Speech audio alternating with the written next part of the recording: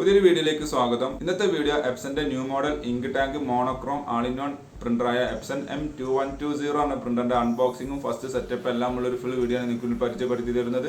Video കാണുന്ന മുമ്പ് channel ഒന്ന് സബ്സ്ക്രൈബ് ചെയ്യുക, ഫോളോ ചെയ്യുക, കമന്റ് ചെയ്യുക, ഷെയർ ചെയ്യുക. അപ്പോൾ നേരെ വീഡിയോയിലോട്ട് പോകാം.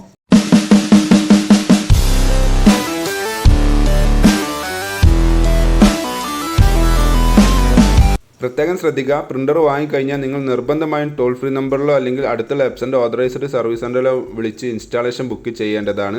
അവരുടെ ടെക്നീഷ്യൻ വന്നാൽ നിങ്ങൾക്ക് ഫ്രീ ആയിട്ട് ഇൻസ്റ്റാളേഷനും ഇതിൻ്റെ ഇതെങ്ങനെയൊക്കെ ഉപയോഗിക്കേണ്ടതെന്നുള്ളതും എല്ലാം ഉള്ളൊരു ഇൻസ്ട്രക്ഷൻസ് നിങ്ങൾക്ക് തരുന്നതാണ്. എങ്കിൽ മാത്രമേ വാറണ്ടി കാര്യങ്ങളെല്ലാം കറക്റ്റ് കിട്ടുകയുള്ളൂ. ആ കാര്യം പ്രത്യേകം ശ്രദ്ധിക്കുക. ഏകദേശം പ്രിന്ററിൻ്റെ ബോക്സിൽ തന്നെ ഏകദേശം ഇതിൻ്റെ സ്പെസിഫിക്കേഷൻ കൊടുത്തിട്ടുണ്ട്. പ്രിന്റ് ചെയ്യാൻ സാധിക്കും, സ്കാൻ കോപ്പിക്ക് ഉപയോഗിക്കാം. അതേപോലെ ഡയറക്റ്റ് വൈഫൈ ഉള്ള മോഡലാണ്, മൊബൈലിൽ നിന്ന് പ്രിന്റ് ചെയ്യാൻ സാധിക്കുന്നതാണ്. അപ്പോൾ ബോക്സ് ഞാൻ ഓപ്പൺ ചെയ്യുന്നു. ഇവിടെ നിങ്ങൾക്ക് കാണാൻ സാധിക്കും, ഇവിടെ ഡോക്യുമെൻറ്റേഷൻ റീഡ് ചെയ്ത് നോക്കണം എന്നുള്ള ഇവിടെ പ്രത്യേകം പറഞ്ഞിട്ടുണ്ട്. അതുകൊണ്ടാണ് ഞാൻ നേരത്തെ പറഞ്ഞത്, നിങ്ങൾ അടുത്തുള്ള എപ്സൻ്റെ ഓതറൈസ്ഡ് സർവീസ് സെൻ്ററിൽ വിളിച്ച് ഇൻസ്റ്റാളേഷൻ ബുക്ക് ചെയ്യണം. അവരുടെ എഞ്ചിനീയർ വന്നാണ് നിങ്ങൾക്ക് ഫ്രീ ആയിട്ട് ഇൻസ്റ്റാളേഷൻ ചെയ്ത് തരുന്നതാണ്. ആ കാര്യം പ്രത്യേകം ശ്രദ്ധിക്കുക. അപ്പോൾ ഞാൻ ബോക്സ് മുഴുവനായിട്ട് ഓപ്പൺ ചെയ്യുന്നു. ഇവിടെ നിങ്ങൾക്ക് മുകളിൽ തന്നെ ഡ്രൈവർ സൈഡും യൂസർ മാനുള്ള ഒരു കിറ്റാണ് നിങ്ങൾക്ക് കാണാൻ സാധിക്കുന്നത്. ആ ബോക്സ് നമ്മൾ തൽക്കാലം ആ ഒരു കവർ നമ്മൾ തൽക്കാലം മാറ്റി വെക്കുന്നു. ഈ രണ്ട് തെർമോകോപ്പീസുകൾ റിമൂവ് ചെയ്യണം. അതിന് മുമ്പായിട്ട് ഇവിടെ നിങ്ങൾക്ക് കാണാൻ സാധിക്കും USB കേബിളാണ് ഈ കാണുന്നത്. പ്രിൻ്ററും കമ്പ്യൂട്ടറും നമ്മൾ കമ്മ്യൂണിക്കേറ്റ് ചെയ്യാൻ ഉപയോഗിക്കുന്ന കേബിളാണത്. പിന്നെ പവർ കേബിൾ വരുന്നുണ്ട്, അതെല്ലാം ഇതിൻ്റെ അകത്താണ് വരുന്നത്. അപ്പോൾ നമുക്ക് ആദ്യം എന്ത് ചെയ്യാം, ഈ തെർമോകോപ്പീസുകൾ ഒഴിവാക്കാം.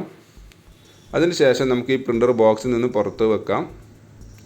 പുറത്ത് വെക്കുന്ന സമയത്ത് നിങ്ങൾക്ക് കാണാൻ സാധിക്കും, ഇതിൻ്റെ താഴെ ഭാഗത്താണ് ഇതിൻ്റെ കൂടെ വരുന്ന ഇങ്ക് ബോട്ടിലും പവർ കേബിളും വരുന്നത്. അത് ചെറുതായിട്ട് ടാപ്പ് ചെയ്ത് വെച്ചിട്ടുണ്ട്, അത് റിമൂവ് ചെയ്യുക. ഈ ഇങ്ക് ബോട്ടിൽ ഇതിൻ്റെ കൂടെ ഇൻബിൽട്ടായിട്ട് വരുന്ന ഫ്രീ ആയിട്ടുള്ള ഇങ്ക് ബോട്ടിലാണ്. 005 സീരീസ് ഇങ്ക് മോഡൽ ഇങ്കാണ് ഇതിന് വരുന്നത്.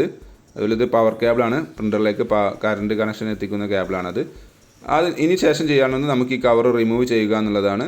കവർ ഏകദേശം റിമൂവ് ചെയ്തിട്ടുണ്ട്. അതിനുശേഷം ഈ ബ്ലൂ സ്റ്റിക്കേഴ്സ് കംപ്ലീറ്റ്ലി റിമൂവ് ചെയ്യണം. ഒരിക്കലും ഈ സമയത്ത് പ്രിൻ്റർ ഓൺ ചെയ്യരുത്, ആ കാര്യം പ്രത്യേകം ശ്രദ്ധിക്കുക. അപ്പം 1 by 1 ആയിട്ട് ഞാൻ ഈ സ്റ്റിക്കേഴ്സ് എല്ലാം റിമൂവ് ചെയ്തുകൊണ്ടിരിക്കുന്നു. കുറച്ച് നേരം വെയിറ്റ് ചെയ്യണം.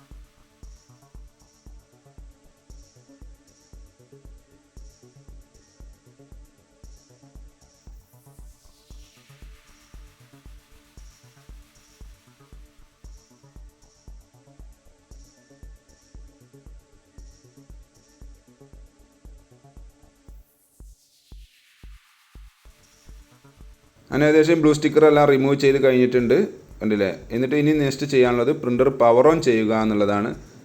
സാധാരണ എല്ലാ മോഡൽ പ്രിൻ്ററും എപ്സൻ്റെ പ്രിൻ്ററും ആദ്യം ഇങ്ക് വെച്ചതിന് ശേഷമാണ് പവർ ഓൺ ചെയ്യുന്നതെങ്കിൽ ഈ മോഡൽ പ്രിൻ്റർ അങ്ങനെയല്ല. ആദ്യം പവർ കേബിൾ കണക്ട് ചെയ്തുകൊണ്ട് പ്രിൻ്റർ ഓൺ ചെയ്തതിന് ശേഷം ചെറിയൊരു കമാൻഡ് വഴിയാണ് ഇങ്ക് ഫില്ല് ചെയ്യേണ്ടത്. അപ്പം പ്രിൻ്റർ ഓൺ ചെയ്യുന്നു, കുറച്ച് നേരം വെയിറ്റ് ചെയ്യണം. അതിൻ്റെ ഫസ്റ്റ് ഇനീഷ്യലൈസേഷൻ സെറ്റപ്പ് ഉണ്ടാവും. അപ്പോൾ ഡിസ്പ്ലേയിൽ ഇതേപോലെ വരും. അപ്പോൾ നമ്മുടെ ലാംഗ്വേജ് ഏതാണെന്നുള്ളത് ജസ്റ്റ് സെലക്ട് ചെയ്യുക. ഞാൻ ഇംഗ്ലീഷ് എന്നുള്ളത് സെലക്ട് ചെയ്തതിന് ശേഷം ഓക്കെ എന്നുള്ളത് ക്ലിക്ക് ചെയ്തു. അപ്പോൾ വീണ്ടും കുറച്ച് നേരം ലോഡിങ് ഉണ്ടാവും.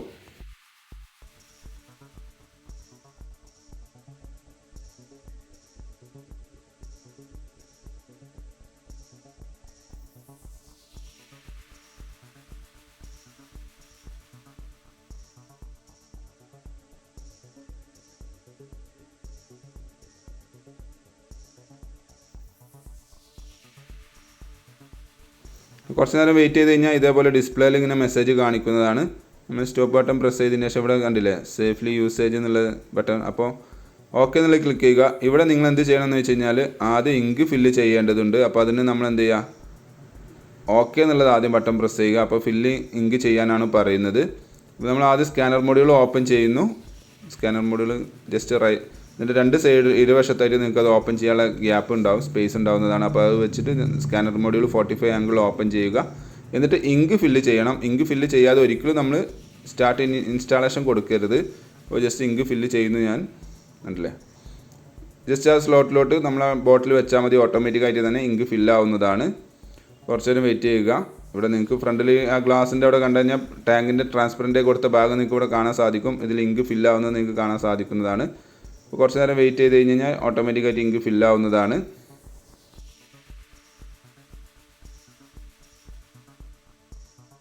ഇങ്ക് ഫില്ലായി കഴിഞ്ഞാൽ ബോട്ടിൽ ഒഴിവാക്കുക. അതേപോലെ തന്നെ അതിൽ കുറച്ച് ഇങ്ക് ബാലൻസ് ഉണ്ടാവുന്നതാണ്. നിങ്ങൾ നെക്സ്റ്റ് ടൈം അത് ഫില്ല് ചെയ്യേണ്ടതാണ്. ഈ ഡോറ് ക്ലോസ് ചെയ്യുക.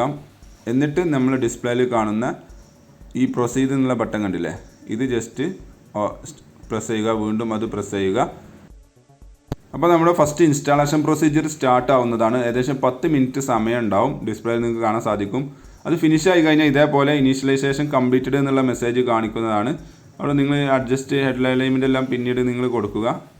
ഇതേപോലെയാണ് ഹോം ബട്ടൺ ഉണ്ടാവുക. ജസ്റ്റ് എന്നിട്ട് നമ്മൾ ഡ്രൈവർ ഇൻസ്റ്റാൾ ചെയ്തതിന് ശേഷം കമ്പ്യൂട്ടറിൽ നിന്ന് പ്രിൻറ്റ് കൊടുത്തു കഴിഞ്ഞാൽ ഇതേപോലെ പ്രിൻറ്റ് ചെയ്ത് വരുന്നതാണ്. എന്തെങ്കിലും ഇഷ്യൂ ഉണ്ടെങ്കിൽ നിങ്ങൾ അടുത്തുള്ള എപ്സൻ്റെ സർവീസ് സെൻറ്ററിൽ ബന്ധപ്പെടുക. Thanks for watching my video.